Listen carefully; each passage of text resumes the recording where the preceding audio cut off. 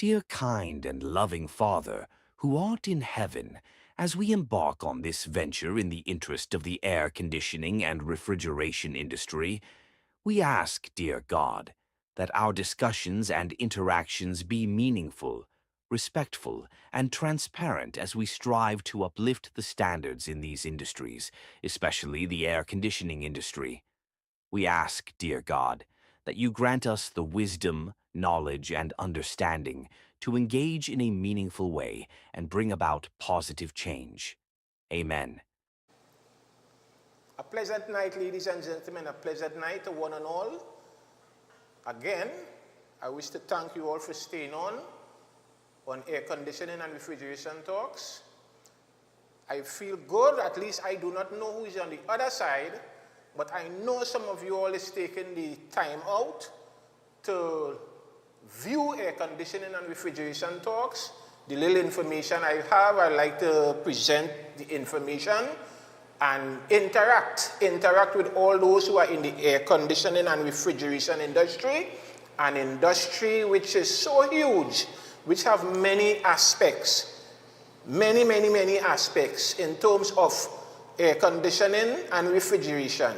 And as I indicated in the last program, that I by myself cannot and will not even try to speak holistically on air conditioning and refrigeration.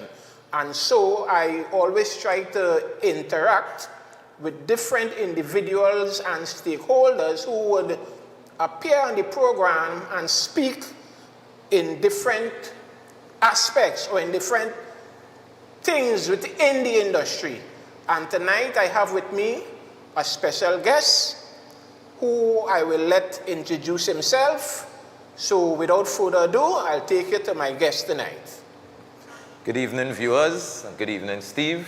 I want to officially congratulate you on this program. Thank you, sir. Thank you. My name is Alan Julian. I am one of the directors of Alpha Air Conditioning and Coleman Air Conditioning. We have been in the industry for a number of years, some decades actually. And tonight, the program wants to take the slant of the air conditioning industry from a supplier point of view, from an importer's point of view, and how we see the industry, and what our views are on the pros and the cons of where the industry is at, and where it should or hopefully could go.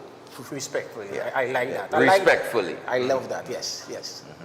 So, first of all, I wish to especially thank you for taking the time out, because in spite of whatever is there is out there, I know you had a hard day today, I'm sure, and then you had to put certain things in place and then run to see if you could facilitate my request, and I wish to especially thank you where that is concerned.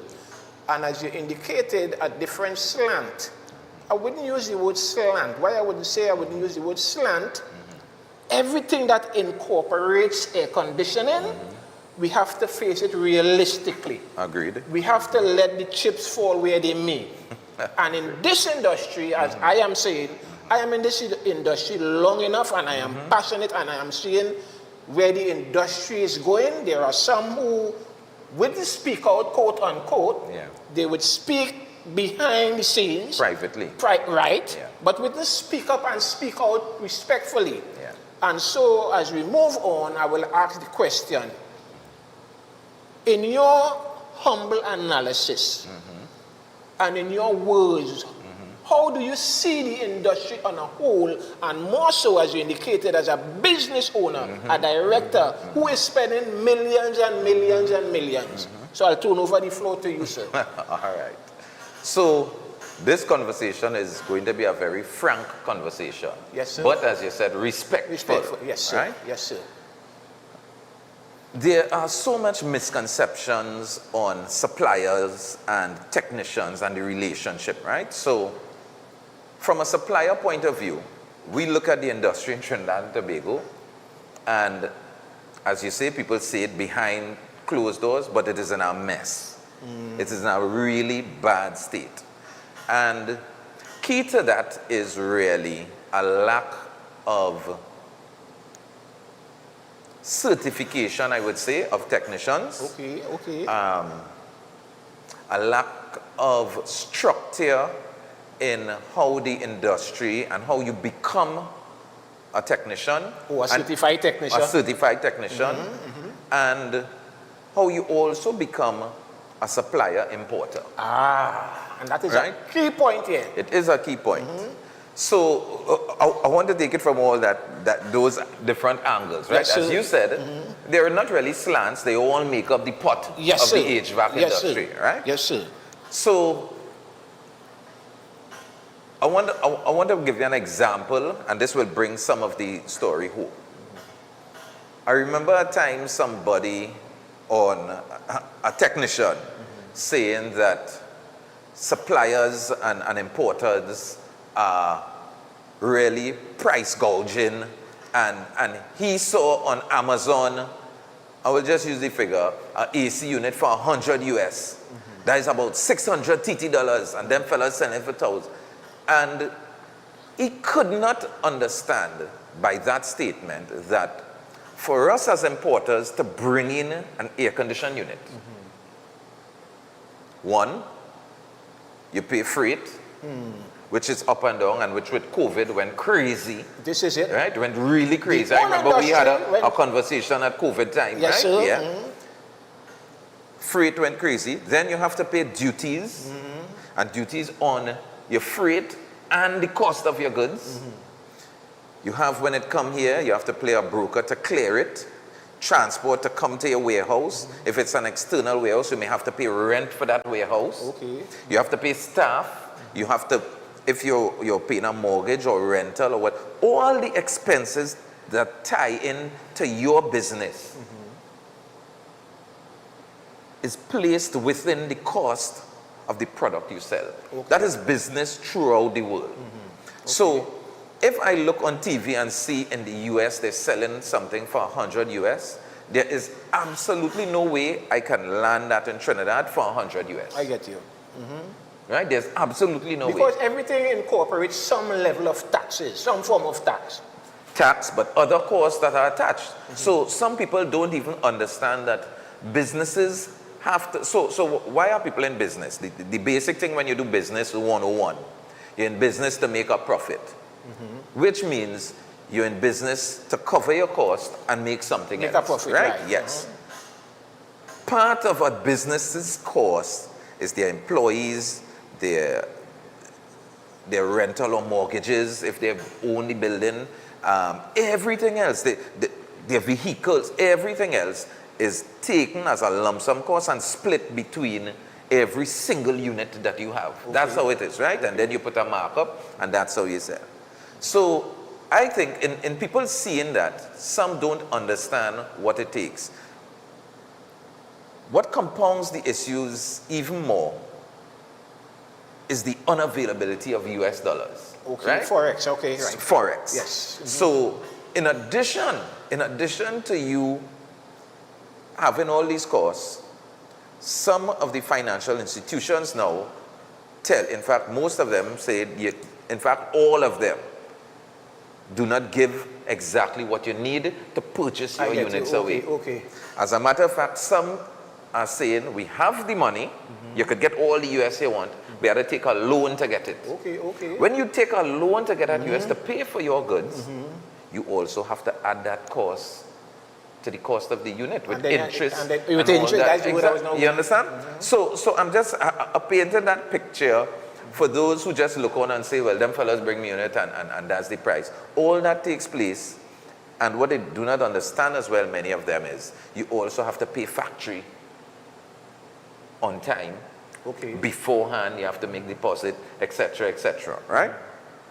After all that is done, and we've gone through that, and it sounds so easy in me saying that, but I'm telling you, this is difficult every week, every month when you're doing this liaison with your suppliers, etc., right?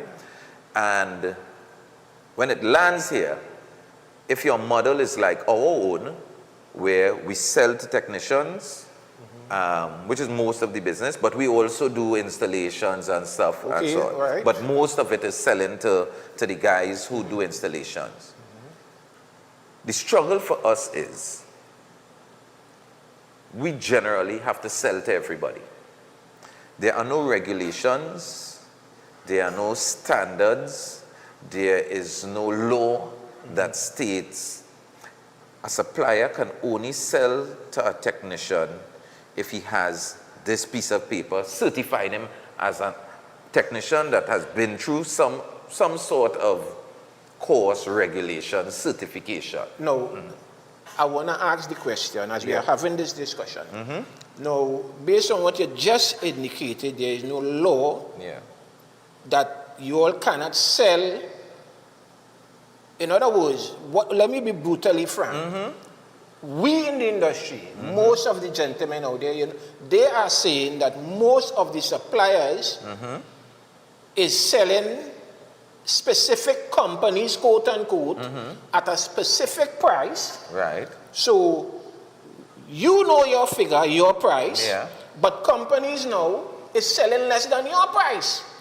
And it is causing a problem on the market with, with the dealers, because the word on the ground with the dealers is we supported X all these years, we supported Y all these years, and now everything gone haywire. In that, people could walk off the street, as you just indicated. It don't have any law, but realistically, we know prior to the COVID, that a dealer is a dealer, one-on-one relationship with a supplier. So therefore, the thing is, no one could have just come off the road, pull up in a car and buy a unit, and more so, warranty. And this also is breaking down the industry. So I am asking, yes, we are aware now. The thing is, you brought in your units, you bring in a container, you pay X, you want to get it off your hand, because you as a supplier, and it have 15 other suppliers, is doing the same thing. So we at the bottom here, the technicians would then be left to ask the question, how come this is happening now? Right. So even before COVID, I think it was really the same. So what we do as a company, so as I said, there's no law of the land that dictates only X amount. So I remember a friend of mine saying in the US, but he said you can't walk in a place and just buy a AC unit, You have to present certification, etc., right? You can just go and buy it and say. But that's how it was years for years in this country. Right. So what we do as a company is, you don't just walk off the road and come in and say, I want an AC unit and this is the amount. What we do is, you have a form, you have to have some references, you have to give us some customers that you did AC for, a bank account, some little, but that is our own internal thing that we do, right? And then we will call the person, get the reference, see if they did some work for you, etc., and then, legally speaking, if somebody fills that out, let's say, perfectly, they have some references, they have thing, whatever, which the truth is kind of easy to get, right? And we refuse to sell somebody an AC unit. They said they are a technician, they're installing. It lends to us being biased towards them. Right? One, they could say, well, it ain't no law, but you selling Antoine. I say, yeah, but he buying long. But what's the law? It have no law saying you had to buy. You understand what I'm saying? There's no parameters for the suppliers to really work. So I'm not sure what the others do, but I can tell you what we do, right? So you fill out this form. We tell you, okay, we will call you back when we make the call, see the references, if you have a bank number, see the name of the company, have your driver's permit or your ID picture. In other words, you're making sure it has some level of legitimacy before you do a transaction. Correct, right? But notwithstanding that, and you would know it maybe even better than we do, what has happened in the industry is a guy goes and he works for a technician, and he works 6 months, and he understands how to drill a hole, and how to pass through some copper and some pipe through a hole, and he's a technician in his mind. So after 6 months, his boss man saying, hey, we have a job to do. I'm feeling sick today. And he just disappeared. Because he tells himself now, I am also a technician. I can do everything like my boss. I know how to bore a hole and put the condenser on the outside, bolt it up with 2 screws, right? Not even all, right? And I know how to hang up the evaporator slanted, right? And he does that, and he is now a technician. Yes. He's gotten customers because where you, I'm saying you, Steve Antoine, might say to the customer, well, okay, for my services, you bought the unit from me, that's X. You put a markup for your services, it's X plus 10. And the customer says, okay. He now comes and say, nah boy, for me to get our business, I doing X plus 2. Plus 2. How it is now. Right? And therefore the customer says, but I know you so long and you selling that price to me, boy. Yes. Look this man, have a little van here and the man, and this is price. You feel the customer like if you're robbing the customer. You're robbing the customer, right? So this fella goes on and he goes and installs all over the place. And as is happening, I'm going to say as happens, as it's happening, what happens? People start calling back the importers. Yes, okay. I have your unit in my house and it ain't working and all you have to come and fix it. Okay, ma'am. And it ain't good. And the unit not good. Yes. Them unit not good, I'm not buying. Okay. What's your name? They give your name. The staff looks up on the system. They have no name like that. They say, when you bought this? I bought this 2 months ago from you all. Right? They look up, they say, no, we check all the branches, no. When we think, yes, a fella installed it and they call the name and the installer and whatever. We say, well, that's not an employee. You didn't buy that from us. He bought it from us and think, well, it ain't working good and so we don't have a warranty to you. You need to call him. That is the next thing. The warranty is important. The warranty is with the person that purchases the unit from the supplier. Yes. Not the final customer. If the final customer comes directly to us for us to install, the warranty is with them. But if they purchase from you, who has purchased from me, I don't know them. I don't even want to know them. Right. I don't want to go behind your back. You are my customer, you know, not them. So my warranty is with you. Right. So I would like for you to emphasize or stress on that for the listening public out there and the viewing public. Yes. To understand how warranties act. Warranties are actually a legal transaction, a legal agreement, a legal understanding between a customer and the supplier. It's a legal agreement. The agreement is, you purchase this from me, I recognize you as a, well, I'm going to say certified technician. I recognize you as a technician, and therefore, in goodwill, I know my units are good. Right.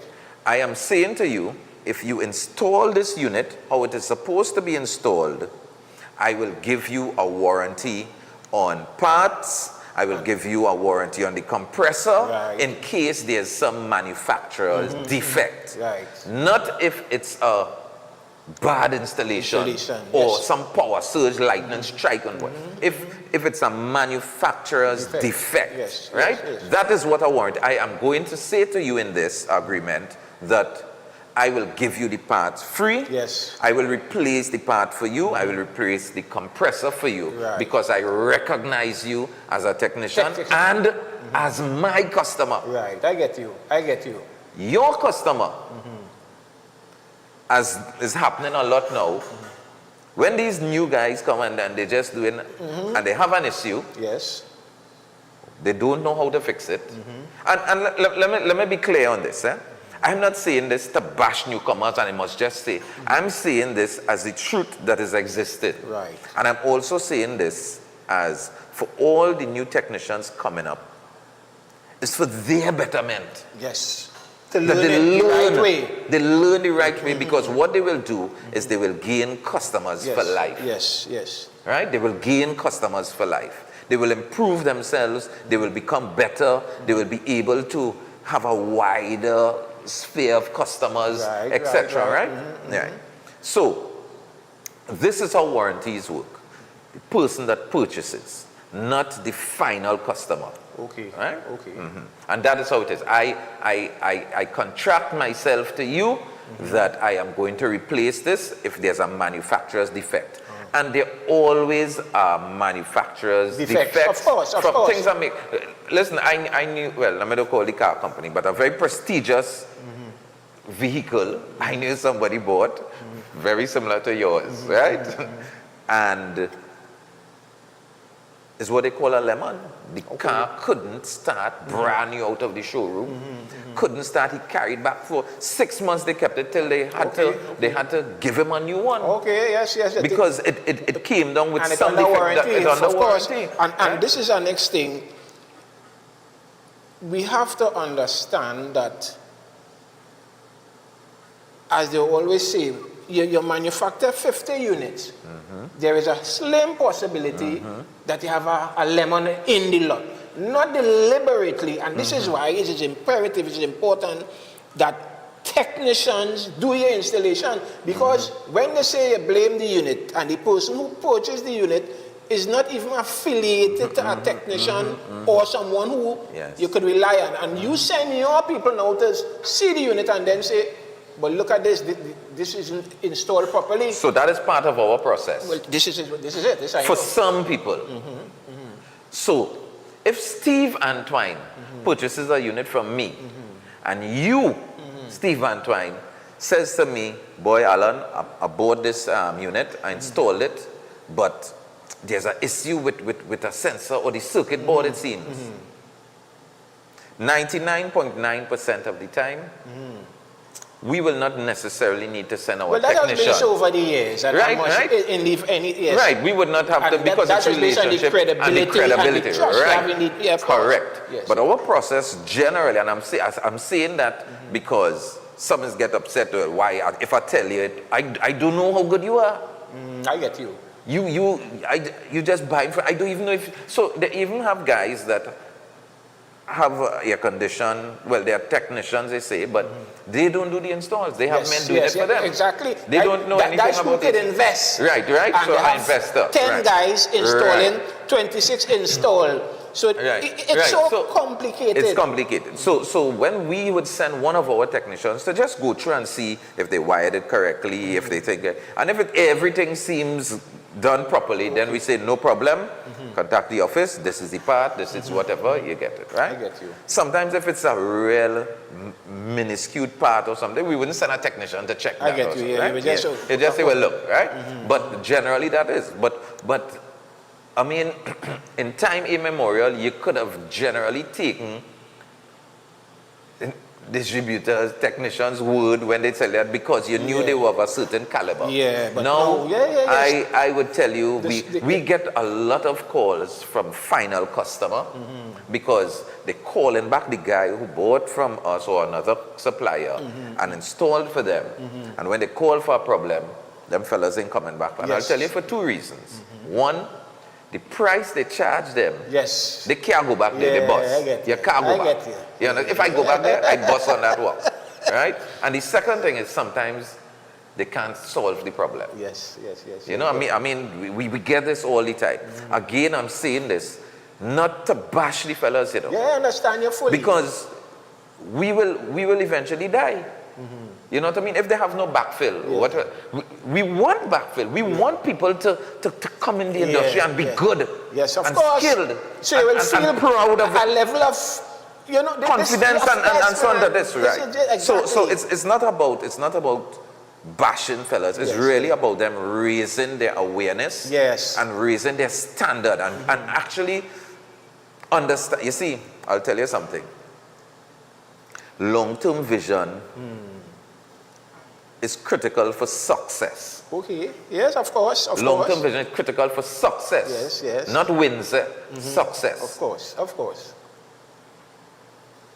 There's a lot of short-term vision going on now. So, boy, I sell a 10 unit. Yes. Dog money. I sell it and I get a piece of change. Yes. Two things again I'm going to tell you. One, sometimes these guys sell the units installed at a very low price, not understanding that they're selling at a loss. But they're aware of that. No, they're not aware of it. Explain because, that. all right, if they buy a unit from me for $100, right, and they sell it for $110 installed, they tell themselves, well, I get $10, right? Okay. They are not adding the wear and tear on the vehicle. Of course. Insurance on their vehicle. The gas. Gas on The their person vehicle. who probably working with the them. person who working with them. Yeah, And I'm not even asking you. I know many of them not working that out. Okay. They're saying that I buy it for 100 and I sell it for 110. Okay. I make a $10. Right? So if I do 10 today, I make $100, right? But there's a lot of guys doing that. Well, I know. A lot of guys doing that. And for me, I didn't make it an issue. I deal with a customer.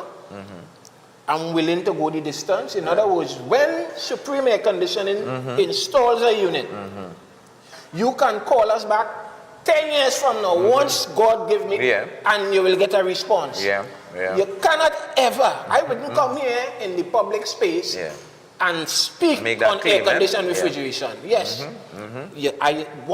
Once you call me, if I miss the call, I will call you. See, all those different things over the years. And for some reason, we can't blame the technician alone, the way how things is going. So I realize we are coming up, so we'll take a bit. But when we come back, what I would like for you to speak on is all the different type of units which is infiltrating the space at this point in time. So Director, we can take a break. We'll be back.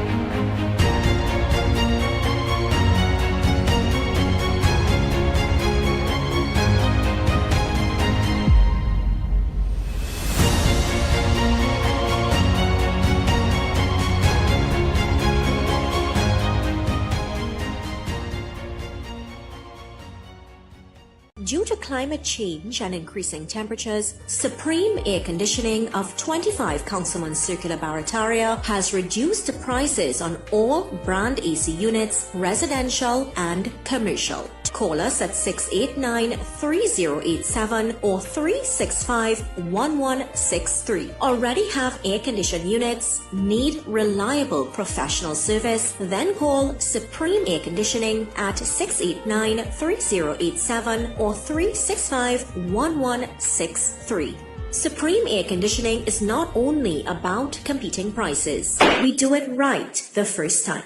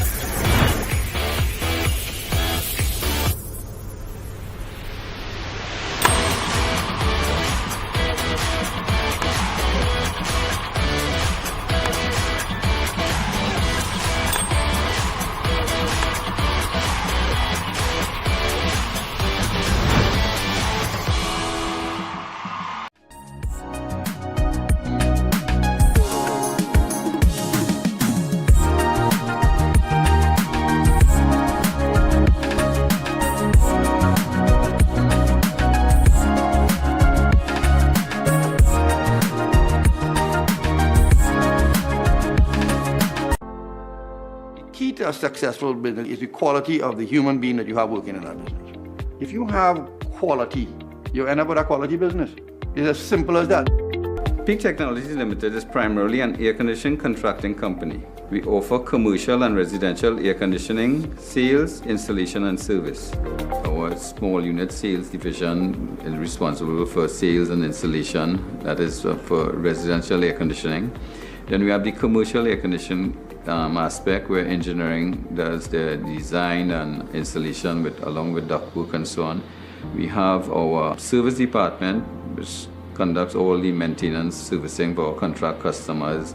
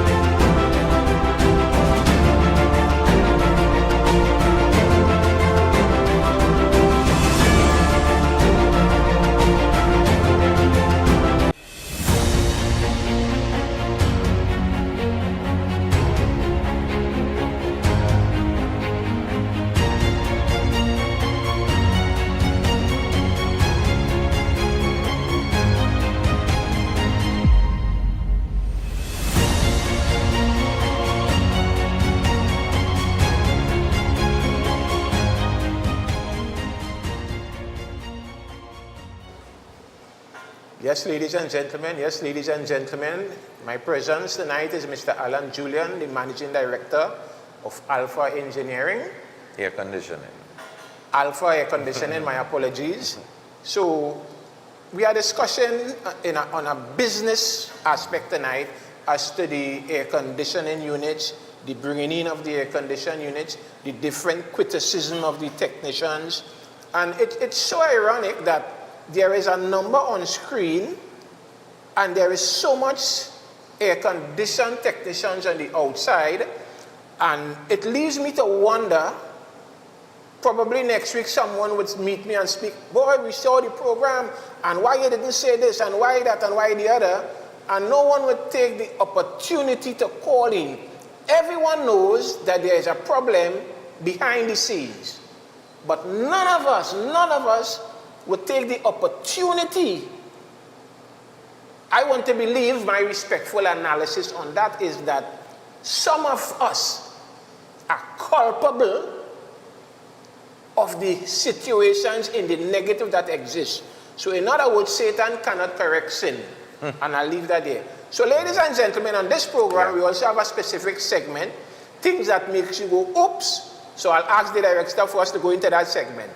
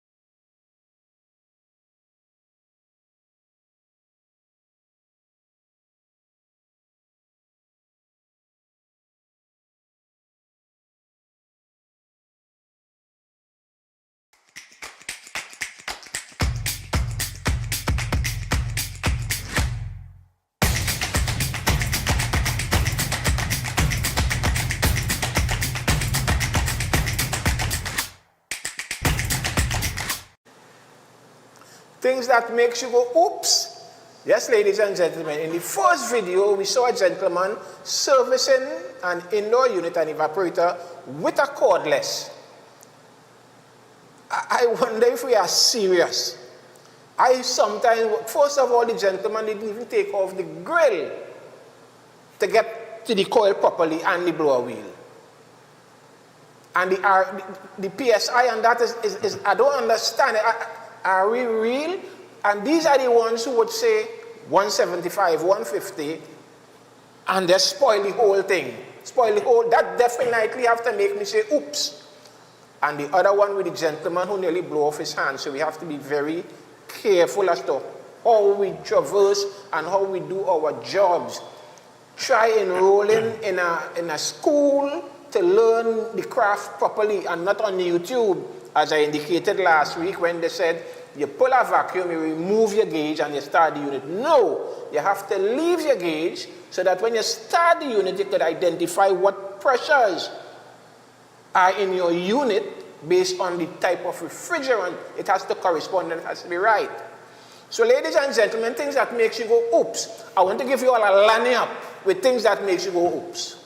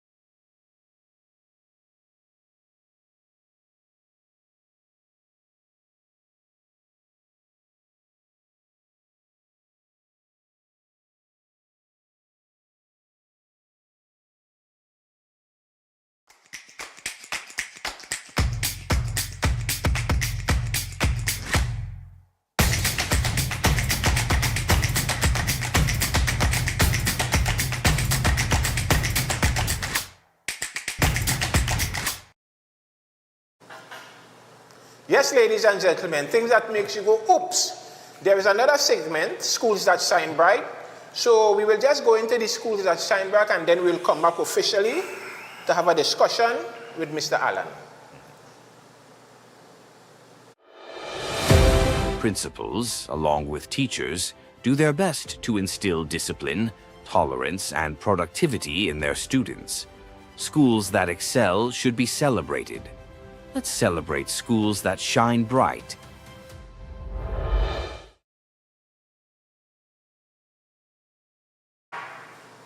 Yes, ladies and gentlemen, schools that shine bright, as I indicated. I've engaged some of the stakeholders to engage schools, to look at schools, the mannerism of the students, how things go, try and engage the principal so that we could celebrate the schools on this program, because too much in this country, we are celebrating schools in the negative. You see a fight, right away, it's on social media. So on this program, we would like to celebrate schools in the positive. So ladies and gentlemen, we are going back to Mr. Allen to have a discussion. As before the break, I asked Mr. Allen, in terms of the different, from COVID to now, I've seen an infiltration of units on the market with all different names, approximately 5 or 6, I don't know. So could you give an idea as a person who is bringing in units as a businessman? Give us an idea how that is possible. How is it practical? So much units on the market. Possible, I could say. Practical, I'm not sure, right? Okay. But, so what happens is, well, 99% of the units imported are from China, right? factories are in China. Even some of the non-Chinese brands, factories are in China. Roger right? that. Yes, Yeah, yes, yeah. yes. So you may think your brand might be a Japanese name also, but it's being made in China too, Okay. right? For the most part. So what happens is China, with COVID, their economy actually, in fact, everywhere in the world, economy was under pressure, right? The Right. economies were under pressure. Yes. And there are Chinese agents All right. that would do research in countries. All right. Some of them will go onto Facebook, etc., and so on, and see somebody who posting up, they installing and whatever, and make contact with them and tell them that if they want, they can import some units, Oh, so it etc. is done. All right, That's one of the ways. Okay. The other way is some people, they go onto China and look for an agent and somebody to bring in units, right? That's business. I mean, they're looking to. But what has happened is, so again, I'm saying this from companies that are in the business a while. Okay. US is real pressure. Yes, yes. That's a given. It's a given. Forex in this country, generally speaking. Generally, yeah, it's a real pressure to get. Right. China, you have to pay for your unit. So what seems to be happening is we have guys who say, rather than I pay Coleman or Alpha or the other suppliers money for a unit, I go bring in a little 3 container or 2 containers and I go make my money. All right. Right. Now, again, I want to say from a business point of view, that's fantastic. You're showing some entrepreneurial skill and you want to uplift yourself and so on. There's absolutely nothing wrong with that. Right. As a matter of fact, competition generally is a healthy thing. It keeps people on their toes and they try to do Of course, better, right? yes. Right? But what happens is, after they scrape up, get sometimes black market, the US, whatever, they get at US and they purchase those containers. Right. And they sell their units eventually. And most of them, when they come in entry market, they try to go at low prices to make back the money they spend. That's business too. But what happens after that is US still is a problem. Right. So for you to now get back a next set of containers, you have to try and scrape up that set of US again. Right. I'm using 2 plenty tonight, right? 2 things happen. One, the period of time it takes them to scrape up them unit, that US again. Now they may have the TT dollars, but the length of time it takes them to get the US to buy that in China, an immense amount of time has gone, right? Right. So you find I bring in this brand, X Cooling, I sell it cheap, I get some TT, and I tell myself I go bring in some more, but I don't have the US to do it. Right. So a long span, 6 months, 7 months, 8 months, 9 months, maybe even a year. I get eventually money and I bring in some again. Right. And the same process again because US ain't getting better. So that's one of the things could happen. The other part is, But before I you can't move- get the US, so I can't bring in no more. I bring in a 1 set of containers, sell out, and that's the end Right. of it. But So it has no spares for that, no parts this for is- that. this is the question I was about to ask you. There's no after sales service for that. That is This- it. You buy it, you get your thing. I don't want to say that's your business, but the constraint on them is, I can't bring in more of this. This is the question I was about to ask.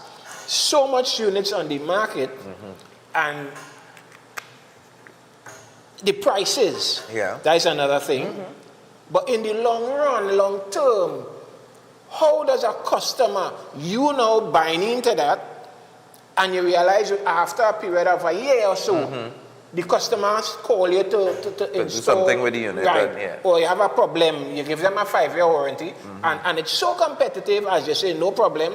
Some of them get 6-year warranty. But within a 2-year period or a year period, That something done. should happen. How do you now tell a customer, Yeah. we don't have the part. The part is not here. It's coming next week, and we know it isn't coming. So you see, this is why I am saying there's supposed to be some level of standardization in the industry, so that there would be some level of control. I don't know if the Bureau of Standards is supposed to be quote unquote within that framework, so that we know when something comes, it is certified. Right. We know the type of refrigerant. We know it will be there for the next 5 to 10, 15 years. Because not just there, the company. So that's why at the start I said that as it stands in the industry, there's no certification. There are no standards really, official standards for both technicians, dealers, and also importers. Okay, so it's no, they again, they have more corn feed, more forward. I will tell them in colloquial language. Yeah. So what you have is there are some Bureau of Standards requirements, right, and important. There are those things, but there's no requirement to say that you will import in the next 6 months, a year, or even 2 years again. Okay. You could just bring that in. So what we as importers would have really like, and to be honest, our hope is that ARIA would push this forward to the state, to the government, to get this certification and also approval of companies importing. The same way that not every Tom, Dick and Harry could bring in gas. You have to go through a process to be approved. So what you're saying, there's a more controlled process in the bringing in of refrigerants than the bringing in of air conditioning units. Right. Yes. So who is responsible for the control of the refrigerants you're bringing in? Certification, you must be licensed to bring in refrigerant. Who is responsible? Who is the body? It's the same bodies, you know. It's just they've paid more attention. They've set up. Who is the body?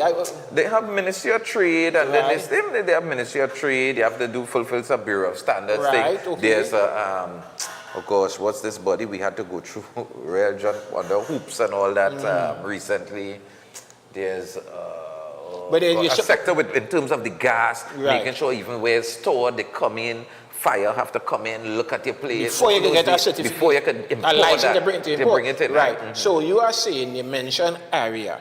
You mentioned ARIA now, who is supposed to be the governing body of the air conditioning refrigeration industry. You are saying that they're supposed to more or less be more involved in the industry to kind of like control where that is concerned. That was what you are saying? I think that's their mandate. I would think that's their mandate. Okay. Because if they represent an industry, I would think it's the same thing like car dealers and any industry that has an association or body that represents them. They're the ones.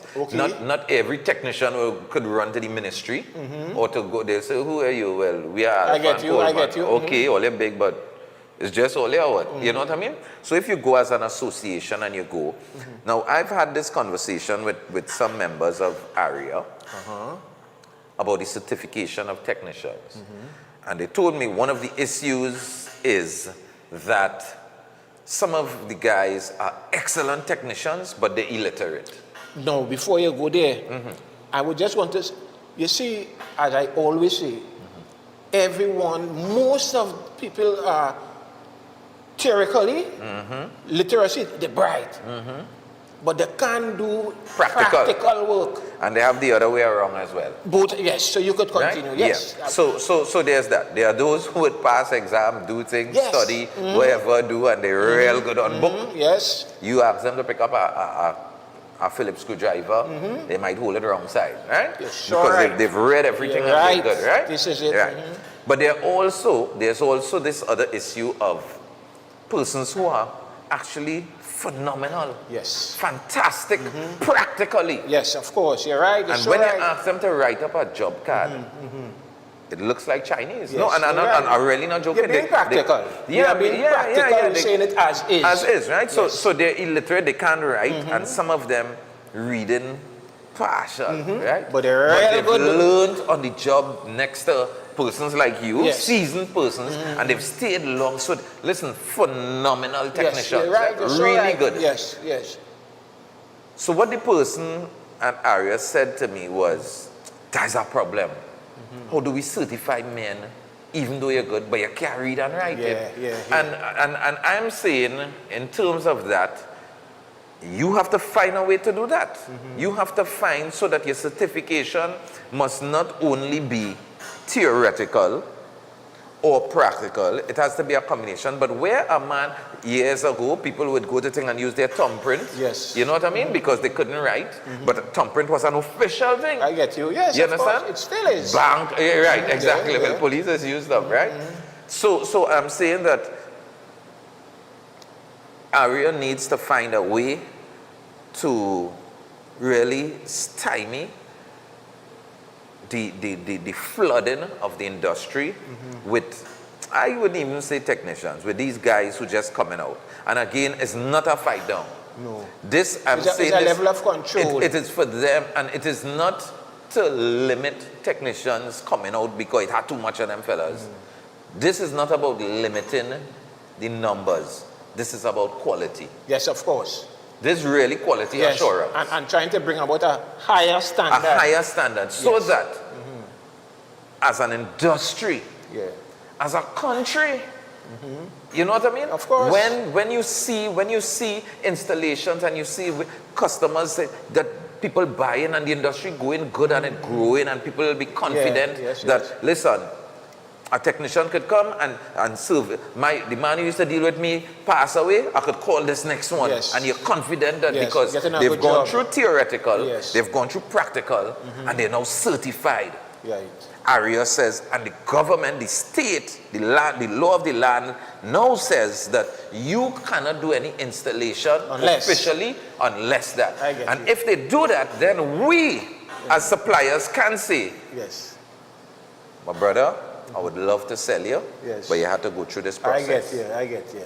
I can't sell you until you do that. So in other words, you all are caught between a rock and a hard place. Very much so. So now I want to make sure and understand. So what you are saying, because of the fact there is not a level of control within the industry, there's none. You all suppliers are caught in terms of selling units to basically who comes to you all. Who come, who register, who we do the thing, and you know we do a check. But it really doesn't lend to how good they really are. And even when they certify, you will have people who will pass through the cracks. The good thing, the good practical. Well, they might even be so good practical, but they get a man to do things for it, whatever it is, right? So you will still have different standards, but it will be much more controlled, and it will also hold both us as suppliers accountable and technicians accountable. I'm glad you because on the very opening of this program, I had Mr. Budu, Kenneth Budu, who is the president of ARIA. And Mr. Clement, who is one of the directors in the schools. Now, ARIA consists of an entire board.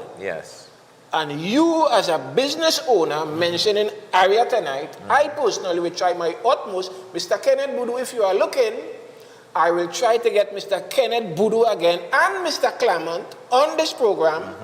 To speak about that whole certification and structure. And you see, I would like things to be organized. And I always say a journey begins with a single step. And you as a business owner and importers, I could say, bringing in units, selling to us technicians, us engineers, us dealers, you would like ARIA to intervene. But some people feel that we like this wildness that's going on, you know, because we get more sales, right? Some people feel suppliers like this, you know.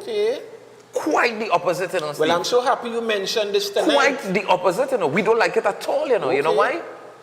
Because some of these guys, and I'm not even talking about us alone, I'm talking about the other suppliers too, in conversation. I ain't talking off the top of my head. So, in other words, a holistic yes, we have conversations. That this we dislike this because they bastardize your brand. And what's the first thing, you said it at the start of the show, what the first thing people say when a man do that? The unit ain't good. Unit, of course, yes, of course. And go tell your partner, you see when you're buying, don't buy no Genesco, the unit ain't good. This time is the man who install your unit. I get you. I get The you. man installed it, flame not crack. He see it crack. He ain't had no gas. And where you put the condenser, if you put it in a way that it can't breathe properly to It the can't breathe, recycling it hot will air, recycle, so the right. whole unit in the area. Of course, I understand. And I'll give you a simple one there. No, think crack, he don't have no gas to put back in that unit. So he know in about a week that unit going to blow hot. Yeah, But he turned on, you see it working good, it cold, clitics, he gone. Yeah. How wicked like that? Because the customer going and say it's the brand. The brand. We tired get it, you know. Only come and take this. Or if I want to give a case. I ain't even know if I should, but bungee garland. In my corporate days, when I used to work in the corporate, I used to work Carrier at that time, right? And the Stag brand, we had sponsor. Bungee was an ambassador for Stag. Okay. So I know Bungee. And we got a call from Bungee in the office in South at the time saying, listen, I have some cassettes here from you all. Will you come and rip out this from my roof, please? I built my new house and take them units out now. The unit ain't good. So the staff who got it was like, Ian Alvarez call, and so I say Ian Alvarez. I say that's Bungee. So anyway, long story short, I said Bungee, it's me, so. He said, boy, they say, send a technician. If you see that installation, we didn't do it. Same story, somebody, couple running so and kink and all, madness, right? So I'm saying all that to say, suppliers want the industry regularized, so that certification, structure, and it'll be an organized and much better industry. And you all will follow suit. But it's we want to. It benefits us. I get you. I'm glad we had this discussion tonight.